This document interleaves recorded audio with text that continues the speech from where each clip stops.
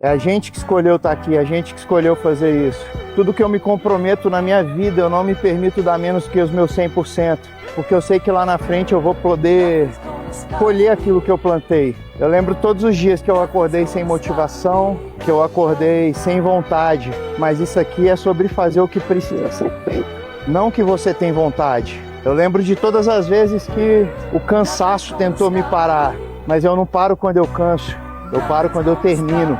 O propósito não precisa ser grandioso aos olhos dos outros, tem que ser grandioso aos seus olhos. Tenha propósito, esse é o meu conselho. E quando você tiver um propósito na tua vida, o risco de problemas como depressão, tristeza, ansiedade vai ser muito menor. Porque existe um caminho para você que está bem definido. E se você tiver consciência da pessoa que você é, você vai saber trilhar esse caminho. Conheço uma pessoa que nunca passou por dificuldade, mas a diferença é o como você enfrenta os seus problemas.